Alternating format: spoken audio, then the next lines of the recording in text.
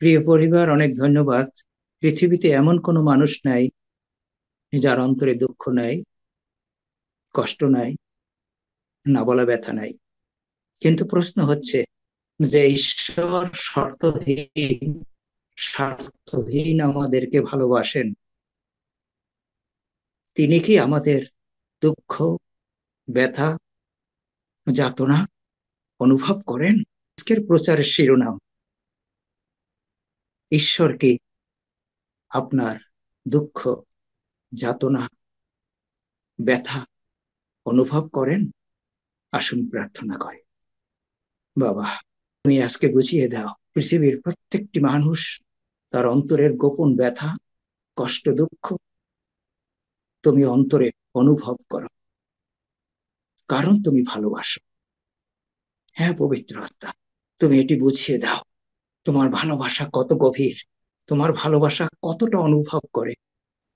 পবিত্র আত্মা, তুমি আমাদেরকে এটি বুঝিয়ে দাও প্লিজ। পবিত্র আত্মা, যিশু নামে চাই, আমেন। কি যাতনা বিষে, বুঝিবে সে কিসে, কভু আসি বিষে, দংশে নিজারে, যতদিন ভবে না হবে না হবে তোমার অবস্থা আমার সম, ঈষৎ হাসিবে শুনে না শুনিবে, বুঝে না বুঝিবে যাতনা মম।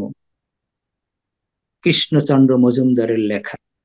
যাকে কখনো সাপে দংশন করেনি সে কখনোই বুঝতে পারবে না সাপ দংশনের ফলে বিষে কতটা যাতনাগ্রস্ত হতে হয়। প্রিয় ভাই বোন, আমরা কি একে অপরের যাতনা, ব্যথা, দুঃখ, কষ্ট সত্যিই বুঝি? আমার বাস্তব জীবনের অভিজ্ঞতা থেকে, বর্তমান পৃথিবীর প্রেক্ষাপট থেকে কিছু উদাহরণ তুলে ধরব। মথি 24 অধ্যায় 12 পদ। আমি কমন ল্যাঙ্গুয়েজ এবং ক্যারি ল্যাঙ্গুয়েজ থেকে পড়ব। প্রথমে কমন ল্যাঙ্গুয়েজ। দুষ্টতা বেড়ে যাবে বলে অনেকের ভালোবাসা খুব কমে যাবে। ক্যারি ল্যাঙ্গুয়েজে লেখা রয়েছে, আর অধর্মের বৃদ্ধি হওয়াতে অধিকাংশ লোকের প্রেম শীতল হইয়া যাইবে। শেষকালের কথা বলা হয়েছে যখন মথি 24 অধ্যায় আমরা পড়ি। এই কন্টেস্টে আর আমরা এখন শেষ সময় রয়েছি। মানুষের অন্তরের দুঃখ, ব্যথা এটি বুঝতে চায় না। এর মূল কারণ হচ্ছে এই, যার অন্তরে খ্রিস্টের ভালোবাসা নাই সে অন্যের অন্তরকে কোনো ভাবেই অনুভব করতে পারে না, বুঝতে পারে না, বোঝার তার সময় থাকে না। সে যত পরিচর্যাকারী হোক, যাই করুক না কেন, খ্রিস্টের ভালোবাসা ছাড়া এটি কোনোভাবেই সম্ভব না। আমি কয়েকটি সাক্ষ্য নিয়ে আসব। আমি এই সাক্ষ্য শুনতে শুনতে এই পৃথিবীতে ঘটে যাওয়া আমি চোখের জল ধরে রাখতে পারিনি। 18 বছরের এক যুবক, বিনা কারণে তার কারাবাস হয়েছে, আর 53 বছর সে জেল খেটেছে। এই 53 বছরটি তার কিভাবে কাটছিল সে ব্যাখ্যা দিতে গিয়ে আমি আমি অবাক হয়ে গেছি, তার কতটা পেইন ছিল। সে কাঁদতো, প্রার্থনা করত। পরিবার পরিজন এমন কেউ ছিল না যে তাকে নির্দোষ বলে প্রমাণ করবে। সে চিৎকার করে বলেছে, আমি নির্দোষ, আমাকে ফাঁসানো হয়েছে। আর সে কাঁদতো আর ঈশ্বরকে বলতো। 53 বছরের সময় একজন যুবক আইনজীবী চোখ পড়েছে। 53 বছর পরে তারপরে সেই যুবক আইনজীবী তার কেসটা নিয়ে লড়লেন এবং কোর্ট তাকে পুনরায় রায় দিলেন তিনি সম্পূর্ণ নির্দোষ। 18 বছর থেকে 53 বছর, 71 বছর, কি যাতনাটা তার অন্তরে ছিল, এই যাতনা পৃথিবীর কোনো মানুষ ফিল করেনি, সময় হয়নি। প্রশ্ন আসে, ঈশ্বর কি এই যাতনাগ্রস্ত সময় তার কষ্ট, তার দুঃখ, তার না বলা ব্যথা এটি কি অনুভব করেছেন? এটি কি দেখেছেন? আমার সঙ্গে থাকুন। আমি নিশ্চিত জানি আজকে আপনার অন্তরকে ঈশ্বর আরোগ্য করতে যাচ্ছেন তার ভালোবাসা দিয়ে। আরেকটি সাক্ষ্য দেই। আমি শুনে অবাক হয়েছি, যে সাক্ষ্যের কথা বলবো এখানেই সেই ব্যক্তি রয়েছেন, আমি নাম বলবো না, তার মুখে শুনেছি একজন স্ত্রীর হাজবেন্ড মারা গিয়েছেন। এটি অবিশ্বাসী পরিবারের ঘটনা। তাকে সান্ত্বনা দিতে যাওয়ার পরে সেই স্ত্রী বলছে, আমার স্বামীর জন্য আমার কোনো দুঃখই নেই, কারণ তাকে আমি ভালোবাসতাম না। চিন্তা করতে পারেন কতটা নির্দয়, কতটা ক্ষমাহীনতা থাকলে একজন স্ত্রী স্বামীর প্রতি বা একজন মৃত মানুষের প্রতি এইভাবে অভিব্যক্তি প্রকাশ করতে পারে, কারণ খ্রিস্টের ভালোবাসার অভাব। তার মানে এই স্ত্রী কখনোই তার স্বামীর বা একে অপরের অন্তরের দুঃখ, কষ্ট, বেদনা, যাতনা এটি অনুভব করে নেয়। এবারে আমার নিজ আত্মীয়ের, ঘনিষ্ঠ আত্মীয়ের পরিবার থেকে উদাহরণ দেব। ভদ্রমহিলা, তিনি নার্স ছিলেন, প্রফেশনাল নার্স। তার হাজবেন্ড উচ্চ শিক্ষিত, টাকা পয়সার কোনো অভাব ছিল না। আমি তখন মরিশাস, যদি আমি ভুল না করে থাকি। আমার কাছে ফোনে খবর এলো, স্বামী স্ত্রী রাত্রে ঘুমিয়েছিল, হাজবেন্ড সকালবেলা উঠে দেখে সে মৃত। কারণ কি জানেন? এদের স্বামী স্ত্রীর সম্পর্ক ছিল না এটি জগতের একেবারে খোলামেলা কথা, কিন্তু তারা খ্রিস্টিয়ান, তাদের ঘরেই মণ্ডলী, এজি মণ্ডলী বর্তমানে। তাহলে প্রশ্নটা হচ্ছে, ওই ভদ্রলোক হার্টের ব্যাধিগ্রস্ত অবস্থায় ছিলেন। আমি তো জানি হার্ট অ্যাটাক করলে কিভাবে পেইন হয়, ওই পেইন তো আমাকে অনুভব করতে হয়েছে। এখান থেকে ফোন করে আমি আমার স্ত্রীকে বিদায় জানাচ্ছিলাম। তাহলে একই বিছনায় যখন ঘুমিয়েছিলেন, এটা তো হঠাৎ করে হয়নি। তার স্ত্রীকে কেন বলল না? কারণ এমন একটা সম্পর্ক ছিল যেখানে কোনো আশাই ছিল না যে তার স্ত্রী তাকে বুঝবে। এর থেকে চির বিদায় নিতে পারলেই ভালো। কোথায় অন্তরে খ্রিস্টের ভালোবাসা? এবারে চলে যাই পরিচর্যাকারী। কিছুদিন আগে আমার মোবাইলে ছবি পাঠিয়েছে একজন পাস্টর। আমি এত বেশি কষ্ট পেয়েছি, তিনি মারা গিয়েছেন। ভদ্রলোক ক্যাথলিক পরিবার থেকে এসে পালকীয় পরিচর্যা করেছেন, পরিত্রাণ পেয়ে সন্তান, স্ত্রী, পরিবারের জন্য পাকা বাড়ি করেছেন। কিন্তু তিনি অসুস্থ ছিলেন, হার্টের প্রবলেম ছিল। এটা কখনো তার স্ত্রীকে বলে নাই। ভদ্রলোক গান গাইতে পারতেন চমৎকার, কিন্তু এত সিরিয়াস কন্ডিশন, তার গলা পর্যন্ত বসে গেছে। তখন সবার কাছে প্রকাশিত হয়ে গেছে এটি দীর্ঘদিনের অসুস্থতা। তখন আর একজন পালক, সেই পালক আমার কাছে সাক্ষ্য দিচ্ছিল যে তারা সিদ্ধান্ত নিল পরের দিন তাকে ডাক্তারের কাছে নিয়ে যাবে, কিন্তু ওই দিনকারেই তিনি মৃত্যুবরণ করলেন। আমার প্রশ্ন হচ্ছে, কেন তার এই হৃদয়ের কষ্ট, ব্যথা তার স্ত্রীকে বলেনি? কেন গোপন রেখেছে? কোথায় মানুষের খ্রিস্টের ভালোবাসা যে একে অপরে অনুভব করবে? সমস্ত দুঃখের কথাগুলো বললাম। অতএব প্রিয় ভাই বোন, আপনার প্রিয়জন, আপনার পরিবার হয়তো আপনাকে, আপনার দুঃখ, কষ্ট, বেদনা এটি অনুভব করে না, তাদের সময় নাই। কিন্তু গুড নিউজ আপনার জন্য, যিনি আপনাকে সৃষ্টি করেছেন, তিনি আপনাকে অবর্ণনীয়, অবর্ণনীয় ভালোবাসেন, যেটা মানব স্বভাব দ্বারা বর্ণনা করা সম্ভব না। আপনার দুঃখ, আপনার কষ্ট, আপনার বেদনা, আপনার যাতনা, আপনার নাবলা কান্না, তিনি সমস্ত কিছু পরিপূর্ণ ভাবে দেখেন না, শুধু অনুভব করেন স্পষ্ট। আর এখানেই একজন খ্রিস্ট অনুসারী হিসাবে, মানুষ হিসাবে আপনার আমার সান্ত্বনা। যদি আমরা আদি পুস্তক 21 অধ্যায় 14 থেকে 20 পদ দেখি, হৃদয় বিদীর্ণ একটি ঘটনা। হাগার মরুভূমিতে তার সন্তান ইসমাইলকে নিয়ে, মরুভূমিতে তার জল শেষ হয়ে গেছে, মরুভূমিতে জল পাবে কোথায়? ছেলে জলের জন্য চিৎকার করছে, ওই জায়গা পরে দেখবেন ইসমাইল চিৎকার করছে, কোথাও জল নাই।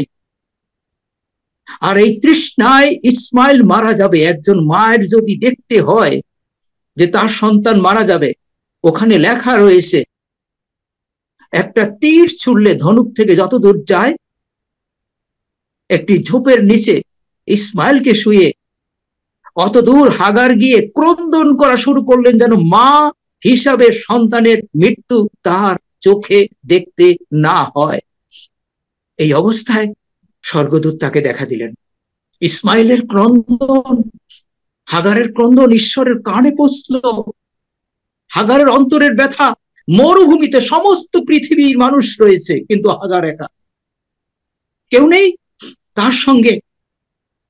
কিন্তু ঈশ্বর তাকে দেখলেন এবং ঈশ্বর তার ব্যথা অনুভব করছেন, ঈশ্বর তার প্রয়োজন অনুভব করছেন, যার জন্য ইসমাইল নামের অর্থ ঈশ্বর দেখাশোনা করেন। এবং বাইবেলে লেখা রয়েছে ইসমাইলকে ঈশ্বর দেখাশোনা করলেন, তার মধ্যে থেকে একটি বৃহৎ জাতি তিনি উৎপন্ন করলেন।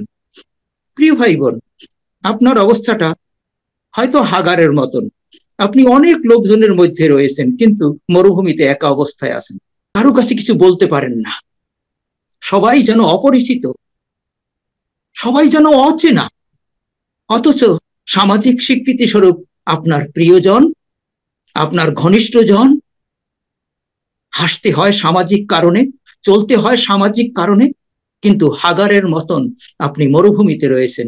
কিন্তু প্রিয় ভাই বোন, আপনার অন্তরের ব্যথা, কষ্ট, লুকানো সমস্ত কিছু হাগারের ঈশ্বর, পবিত্র ইসরায়েলের ঈশ্বর, তিনি দেখেন, তিনি শোনেন, তিনি বোঝেন, তিনি অনুভব করেন। আমরা চলে যাব। এই ভাবনাটা এসছে যখন আমার বুকে ব্যথা হয়েছে। আমি বললাম, যিশু, তুমি তো আমাকে ভালোবাসো, আমার যখন বুকে ব্যথা হয় তুমি কি ব্যথা পাও? তুমি তো আমাকে ভালোবাসো। তারপরে আমি বাইবেলে খোঁজা শুরু করলাম, কারণ আমার তো সত্য খোঁজার জায়গা একটাই ওখানে, যে তুমি কি ব্যথা পাও বুকে? আমি যখন কাঁদি, একা একা, কেউ দেখে না, তুমি কি দেখতে পাও?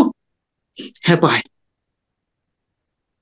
আমি যখন কাঁদি তার সন্তান হিসেবে ব্যথিত হয়ে, যিশু কাঁদেন। আপনি যখন কাঁদেন চোখ বন্ধ করে, শাড়ির আঁচলে মুখ লুকিয়ে, যিশু কাঁদেন,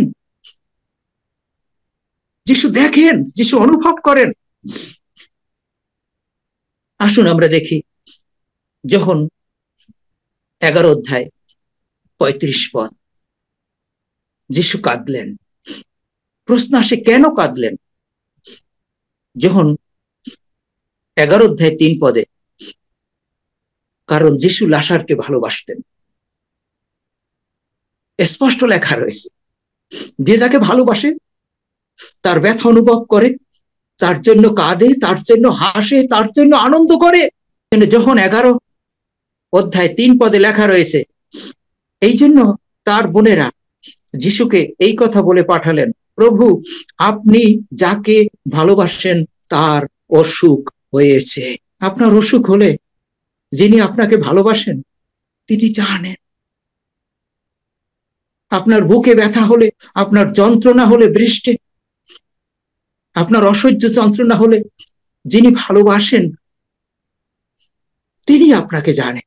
আপনার পরিবার প্রিয়জনরা হয়তো বা জানে না, কিন্তু যিশু আপনাকে ভালোবাসেন, তিনি জানেন।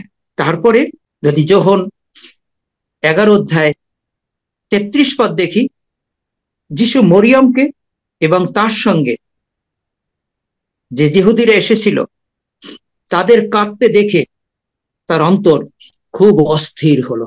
তার মানে মরিয়মের ব্যথা, মরিয়মের কষ্ট, মার্থা মরিয়মের হারানো বেদনা, না বলা চিৎকার, হাহাকার, এটি যিশু অন্তরে অনুভব করেছে।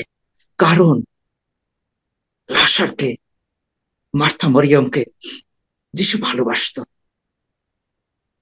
অতএব এখান থেকে আমরা নিশ্চিত হতে পারি আপনাকে, আমাকে যিশু ভালোবাসেন।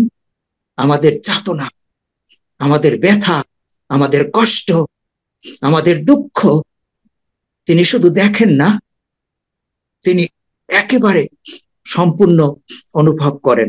জিরিমেয় 31:3 কমন ল্যাঙ্গুয়েজে লেখা রয়েছে, অশেষ ভালোবাসা দিয়ে আমি তোমাদের ভালোবেসেছি, অটল ভালোবাসা দিয়ে আমি তোমাদের কাছে টেনে নিয়েছি।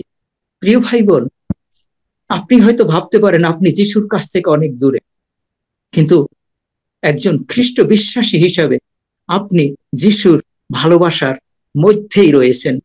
আপনি অনুভব না করতে পারলেও স্পষ্ট ঈশ্বরের বাক্য এই নির্দেশনা দেয়, শুধু ভালোবাসার মধ্যে রয়েননি, আপনি তার পক্ষের ছায়ার নিচে আছেন এবং আপনি তার নয়ন মণি, চোখের নয়ন তারা। গীতসংহিতায় 17:8-9 কমন ল্যাঙ্গুয়েজ থেকে পড়ছি, চোখের মনির মতো করে তুমি আমাকে রক্ষা করো, যারা আমার উপর অত্যাচার করে সেই দুষ্টদের থেকে, যারা মেরে ফেলার জন্য আমাকে ঘিরে রয়েছে সেই শত্রুদের থেকে তুমি আমাকে তোমার ডানার ছায়ায় রাখো, চোখের মনির মতন করে তুমি আমাকে রক্ষা করো। আরো স্পষ্ট করছি, সকরীয় 2:8 আমি অবাক হয়ে গেছি, ঈশ্বর কেমন ভালোবাসে, এত ভালোবাসতে পারে। সকরীয় 2:8 শেষ অংশে লেখা রয়েছে, যে কেউ তোমাদের ছোঁয় সে আমার চোখের মনি ছোঁয়। আপনি, আমি প্রভু যিশুর পবিত্র ইসরায়েলের ঈশ্বরের চোখের মনে। প্রিয় ভাই বোন, একটু ভাবুন না, লজিক্যালি আপনার চোখের মনি কেউ যদি ছয়, আপনি সমস্ত দেহে সেই ব্যথা অনুভব করেন না? তাহলে আপনি, আমি ঈশ্বরের চোখের মনি। অতএব আপনি যখন ব্যথিত হন, আপনি যখন কষ্ট পান, আপনি যখন নীরবে ক্রন্দন করেন, ঈশ্বর সেই ব্যথা অনুভব করেন। সামাজিক অবস্থা, জগতের সিস্টেম, যার জন্য অনেক সময় আমাদেরকে বলতে হয় হ্যাঁ ভালো আছি, হ্যাঁ সুন্দর আছি, আবার লুকিয়ে লুকিয়ে কাঁদতে হয়, যেন এই কান্না কেউ না দেখে। এরকম ব্যক্তিগত অভিজ্ঞতা, বেদনার অভিজ্ঞতা, কষ্টের অভিজ্ঞতা কার না নাই এই পৃথিবীতে, কিন্তু সেই লুকানো কান্নাগুলো কি ঈশ্বর দেখেন? তার উপরে কি গুরুত্ব দেন? হ্যাঁ, অবশ্যই, অবশ্যই তিনি আপনার চোখের জল খুব ভালো করে খেয়াল করেন, গুরুত্বের সঙ্গে, যে আমার মেয়ে কাঁদছে না বলা ব্যথা নিয়ে, আমার ছেলে কাঁদছে, আর ঈশ্বর স্থির থাকতে পারেন না, ঈশ্বর চুপচাপ থাকেন না যে ও কেঁদে যাক, ওর জন্য তো যা করার করে দিয়েছি, তা না। তিনি কতটা গুরুত্ব দেন আপনার মর্মবেদী ক্রন্দন, আপনার না বলা কষ্ট ব্যথা নিয়ে। গীতসংহিতা 56:8 লেখা রয়েছে, আমার নেত্র জল তোমার কুপাতে রাখো, আহা তা কি তোমার পুস্তকে লিখিত নাই? আপনার চোখের জল ঈশ্বর তার কুপাতে ধরে রাখে। আপনি দৃশ্যমান মানসিক চোখে দেখছেন আপনার চোখের জল মাটিতে পড়ছে, আপনি একজন খ্রিস্ট বিশ্বাসী হিসেবে নিশ্চিত হতে পারেন আপনার চোখের জলের প্রত্যেকটি ফোঁটা ঈশ্বর ধরে রাখছে। এত যত্নের সঙ্গে, এত আন্তরিকতার সঙ্গে ঈশ্বর আপনার দুঃখ, ব্যথা, কষ্ট তিনি অনুভব করে। আপনি হয়তো ভাববেন আমার চোখের জল কেউ আজ পর্যন্ত গুরুত্ব দিল না, দাম দিল না। আপনি কি এরকম বলতে শুনেছেন? তুমি বুঝলে না আমাকে, তুমি বুঝলে না, তুমি জানলে না। এই কথার মধ্যে গুপ্ত নির্ঘুম নিঃশ্বাস থাকে, এই কথার মধ্যে গুপ্ত সত্য থাকে যে তুমি আমার অন্তরের ব্যথা বুঝলে না। তুমি যতই প্রিয়জন হও, বুঝতে চাইলে না। অনেক সময় দুঃখ করে কিন্তু এরকম কেউ প্রকাশ করে, আবার কেউ দীর্ঘ নিঃশ্বাস ফেলে অব্যক্ত স্বরে। কিন্তু যিনি আপনাকে সৃষ্টি করেন, যিনি আপনাকে চিরপ্রেমে প্রেম করেছেন, যিনি আপনাকে শর্তবিহীন ভালোবাসেন, যার আপনি নয়ন মণি, যার হাতের তালুতে আপনার নাম খোদাই করা রয়েছে, তিনি আপনাকে বোঝেন, তিনি আপনাকে জানেন, তিনি আপনার সম্পূর্ণ ব্যথা অনুভব করেন। আপনার চোখের জল তিনি তার পাত্রে ধরে রাখেন। চলুন আমার সঙ্গে আরেকটা জায়গায় আমরা যাই, মিশরে গোশন প্রদেশে। এই ইসরায়েল জাতি কি ঘটনা ঘটেছিল গোশন প্রদেশে, যাত্রা 2 অধ্যায় 23 থেকে 25 পদ পর্যন্ত যখন পড়বেন আপনি অবাক হয়ে যাবেন। এখানে প্রথমত যে বিষয়টি আমাকে আহত করেছে, আঘাত করেছে, ইসরায়েলদের হাহাকার, এই শব্দটি লেখা রয়েছে। তাদের হাহাকার, অত্যাচারে, অবিচারে, নির্মম ভাবে তাদেরকে জোর করে চাপিয়ে দেওয়া হতো, কাজ কর্ম, অত্যাচার।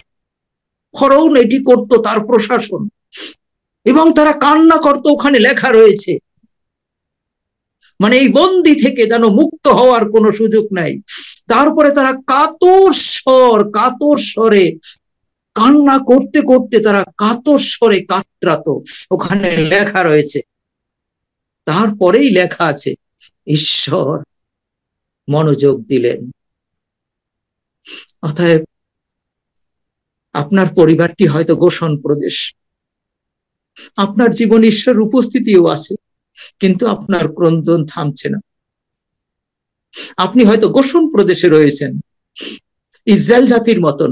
আপনি দেখতে পাচ্ছেন আপনার জীবনের ঈশ্বরের উপস্থিতি, কিন্তু আপনি মিরাকেল দেখছেন, প্রার্থনার উত্তর দেখছেন, কিন্তু হয়তো আপনার পরিবারে ফরাউন আছেন, সে দিনের পর দিন অত্যাচার করে যাচ্ছে।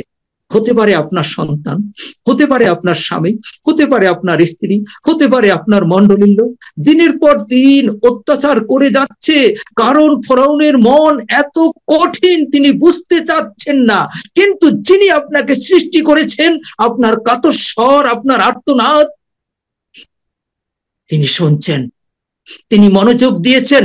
শুধু তাই না, আপনি নিশ্চিত থাকতে পারেন এই গোশন প্রদেশ থেকে ইসরায়েলকে মুক্ত করে ঈশ্বর দুগ্ধমধু প্রবাহী দেশে নিয়েছিল। অতএব এমন একদিন আসবে যেদিনকার আপনাকে এই গোশন প্রদেশ থেকে মুক্ত করবেন, এই ফ্রাউনের রাজত্ব থেকে, এই বন্দী দশা থেকে।